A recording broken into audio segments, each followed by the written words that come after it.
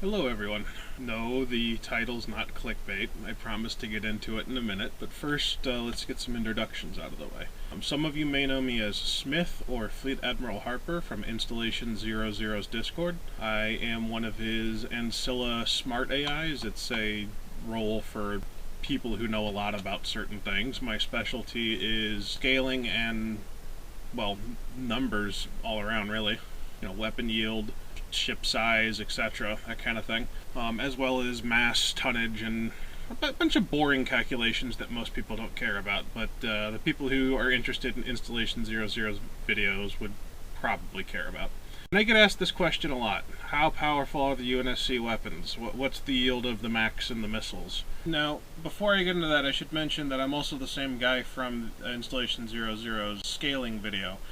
I did most of the backwork for all that, and also I did provide him with pretty much everything we're going to go over today, as well as some other things, but Installation seems to be really busy cranking out other things and with life, so I'm just going to try and pick up the slack. I don't expect this video to be nearly as good as his. It's kind of low effort on my part. I just kind of want to get people's curiosity sated while we wait for a better video to come out from Installation 00. So without further ado, let's get into it. We'll look at the original Fall of Reach book and start with what we know, specifically the orbital defense platforms. We know that they fire a 3,000-ton slug at 4% the speed of light, and that gives us an exact yield for how powerful that single Mac round is. Before I continue, I should mention that the types of tons that we're going to be using here for this are what are known as long tons or imperial tons.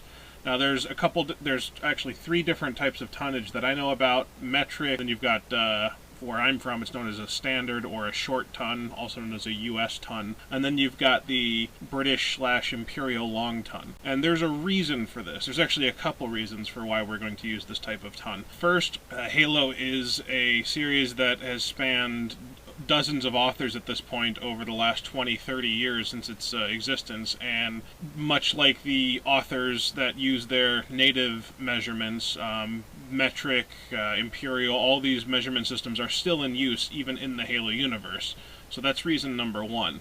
The second reason, and the more concrete and proper reason, is because the long tons are special. Not only are they the largest type of ton, so you can't have somebody come back and say, oh, well, I use these and it's even more powerful. It's also because they're known as displacement tons. They're specifically unique for dealing with naval stuff in the real world. You can look that up if you want later. It's kind of interesting. So I think it's interesting, but then again, I'm a numbers and, a history guy, so... But going back to the Super Mac, if we take the long tons and run it through a ballistics calculator using relativistic math and equations, it's really important that you use relativistic math and equations instead of just regular kinetic energy calculators, because the closer objects go to the speed of light, there's a number of things that happen to them. They're known as the Lorenz Equations, which is actually a whole series of math. But the one we're really interested in is the fact that the faster they go, the more mass an object accumulates, which will affect its damage at the end. So if we take that 3,000-ton slug and put it in for 4% the speed of light, we get a crazy number of megajoules.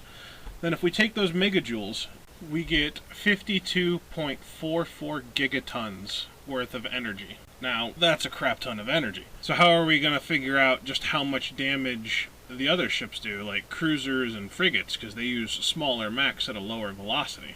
Well, let's keep looking at the Fall of Reach book, as well as other times that the Super Mac has been used. It's been stated that Mac round has enough energy to kill 2 Covenant capital ships completely, penetrate through the shields, through the nose, out the back, and go into and heavily damage or drop the shields of a 3rd ship. Now for this example, we'll just use the ubiquitous generic CCS battlecruiser. Now, most people probably wouldn't have caught on to this, but if you really piece things together and have a jigsaw puzzle mindset, that means it actually gives us an estimate for how much damage it takes to kill a CCS if you connect the dots. So if we just take that 52.44 gigatons and divide by 2.5, we get 20.0976. We'll just call it 21 gigatons. of TNT, or 21 gigatons worth of kinetic energy to kill a CCS. Now, what else do we know about the Macs?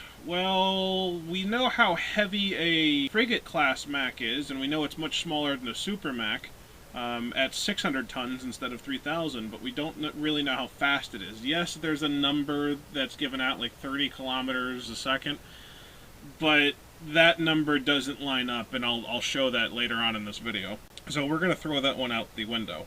We know that UNSC cruisers take 3 shots to kill a Covenant cruiser from their main cannons. And we know that cruiser cannons are larger and more powerful than frigate cannons, but we don't really have a weight estimate to the shell, so we're going to have to kind of make something up, unfortunately. But if we're going to do that, we need to make sure it's as close to lore-friendly as possible.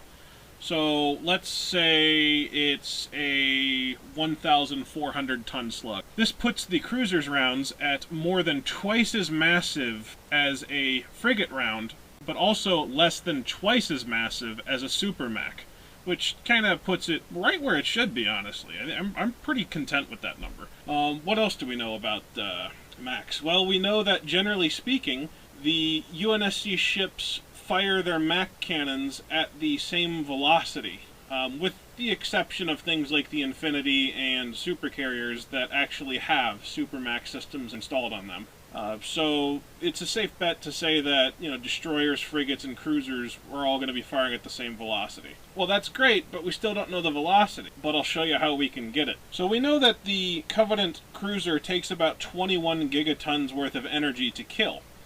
We also know that UNSC cruisers fire 3 shots in order to kill a cruiser. The first shot impacts the shields, doesn't really do anything. The second shot impacts the shields and will either drop them and dent itself or ricochet off the hull, or just drop the shields. The third shot will kill it.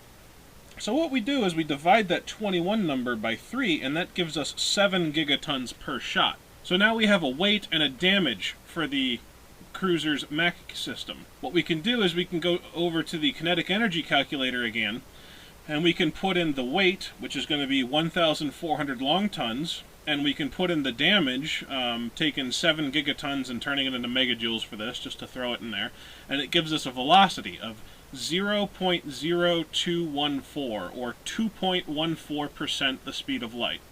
Now, since we know how fast the cruiser Macs go, and we know that frigate Macs are the same velocity as the cruisers, just on a smaller scale, we can take that 600-ton slug from the frigate and put it into the kinetic energy calculator and give it the same 2.14% speed of light to get the kinetic damage of the frigate Mac. So if we do that, we get 2.9958 blah blah blah. We're just going to call it 3. We'll call it 3 gigatons. Now this is really interesting because this is old Bungie era stuff, and Bungie had a fetish for the number 7. Now I don't know if you've noticed this, but 21 divided by 3 for the frigates, that's 7. And the cruisers damage is doing 7 gigatons per shot. We're seeing this number everywhere. I didn't even try to make this number pop up. It just did.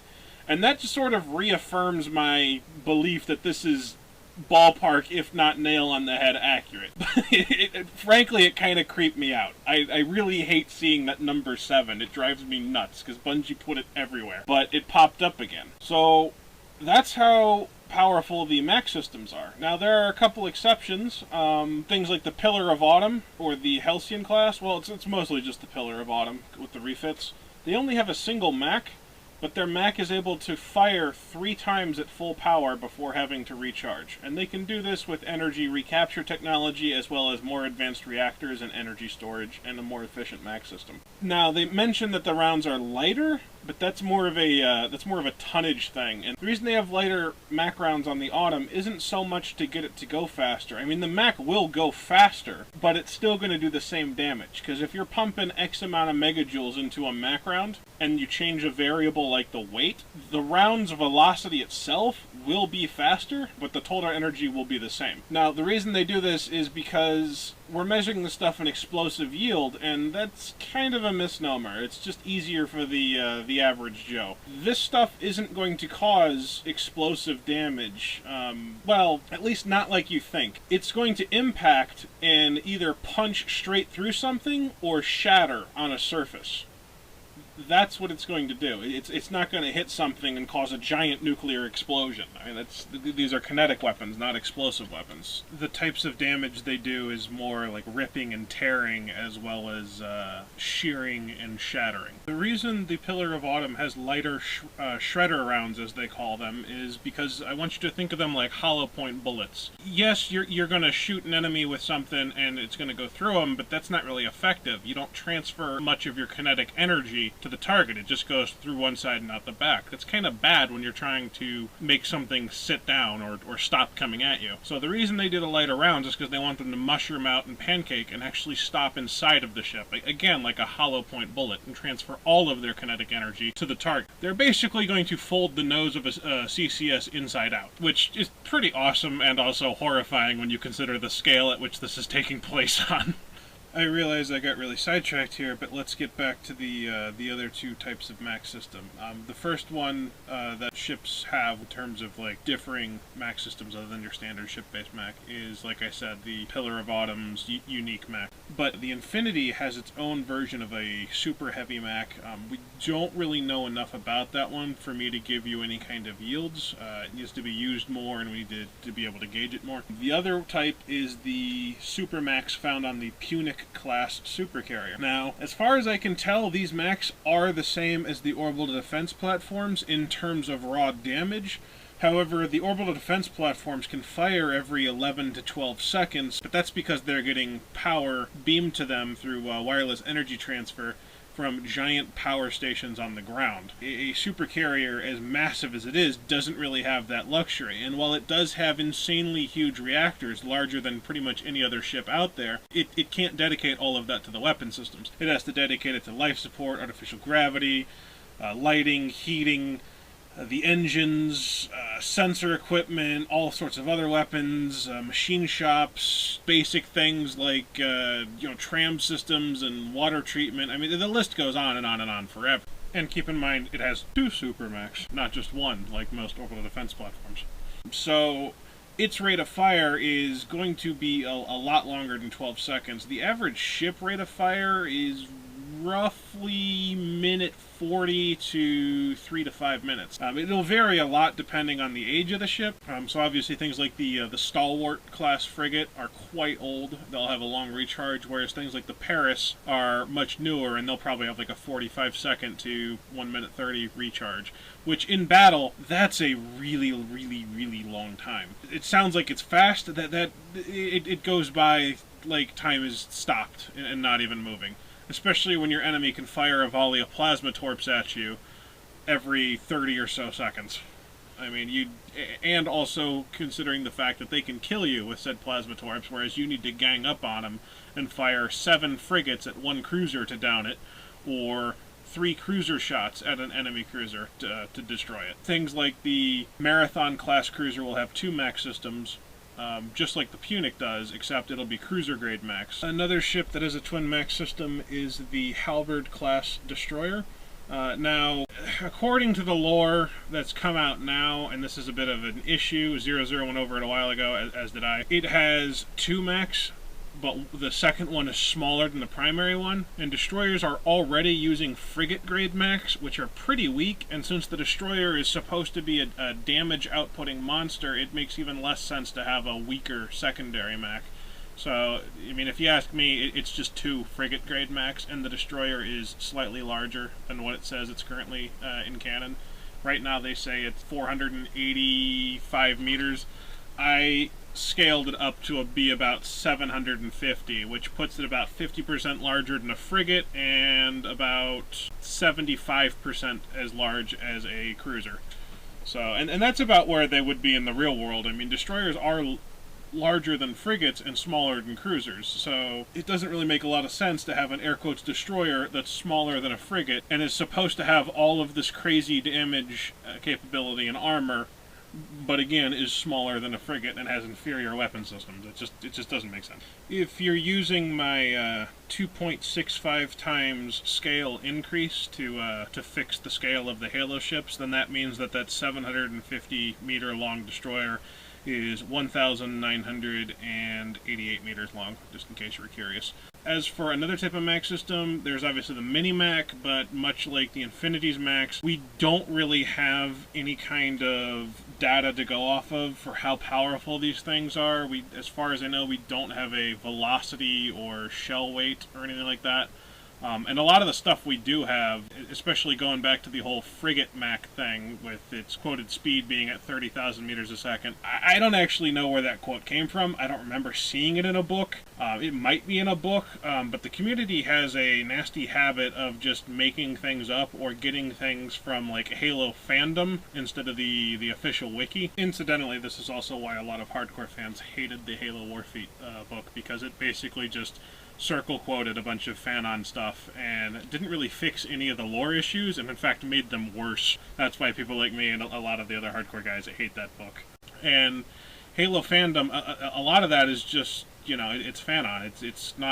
It's not actually canon. There's no references or anything like that. I'm going against canon slightly with a couple things I'm doing, but I'm applying my my ex-engineer touch, because that's oh yeah, I forgot the backstory. I used to be a precision engineer, so I'm trying to make things realistic. That's why I'm shifting things. I'm not just pulling things out of my hat because I think it sounds cool. I'm also trying as hard as I possibly can to be as consistent and lore-friendly as possible without trying to make, like, Mary Sue ships.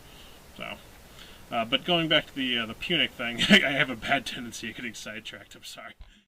The Punic, like I said, its Mac is phenomenal, but that reload is going to get you killed. So you got to plan your tactics and engagements around that.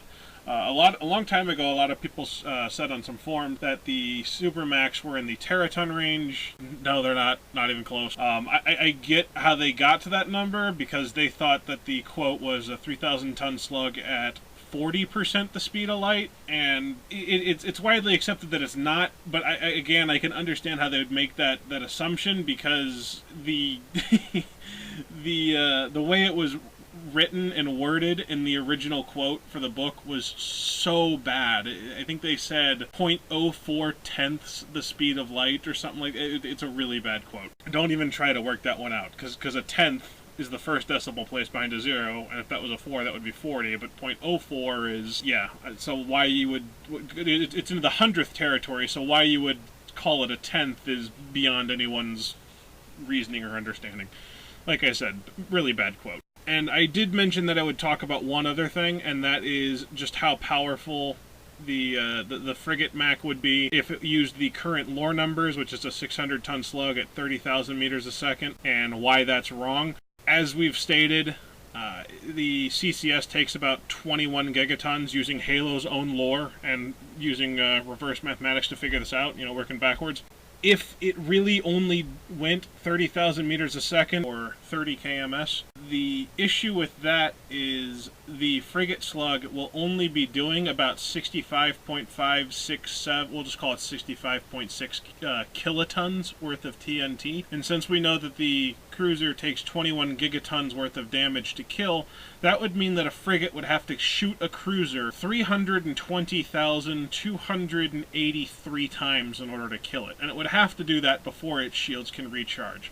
So that number is just wildly out there and inaccurate. It makes no sense at all when compared to the rest of the lore. It just does not line up. And the authors of the Halo books aren't above making mistakes. I mean, they make mistakes all the time, especially for the people who really pay attention and take the lore to heart and almost study it religiously like I do. It kind of drives me nuts when they get certain things wrong. But, at the end of the day, they can sit there and say the Master Chief is actually a small, floating, squeaky toy that has laser eyes that can destroy planets, and if they make that claim, as ridiculous as it is, it will be canon. I mean, it really depends on what side of the fence you're on. Are you in the camp of everything they say is lore no matter what, or are you in the camp of, yeah, things can be lore to an extent unless it goes against basic physics and mathematical principles, and if it does, then you're just wrong, whether you're an author or not. So, like I said, it really depends what side of the fence you fall on. As a numbers guy, I guess you can figure out what side of the fence I'm on, obviously. This video is really long, so I think I'm going to end it here. The next thing I'm going to do is probably a Covenant shield strength video to tell you the different shield strengths of the different Covenant ships. And then the one after that, I'm going to go after the missiles and the nukes and explain how I figured out their yields and how those things could work. So for my closing comments, the last two things I want to go over is, first, if you're just here for the numbers, I know I probably should have put this in the beginning of the video, and you're having trouble keeping track of everything, just go ahead and look down inside the description area. I'll have all the ship yields, the number of Macs, the size of the Mac per ship kind of thing down there in the description. The second thing I wanted to do is go back to the whole community argument over the yields of the Macs. Like we said, we've already discussed they're not in the teraton range, but there's even a large percentage of people that sit there and just, you know, plug their ears and go la la la la ree, that just refuse to listen to you if you even say or suggest that the ship Macs are in the gigaton range like the Super Mac. They firmly believe that only the Super Mac is in the gigaton range. Well, as I've shown in this video, I mean, the math and uniformity already check out with everything I've said.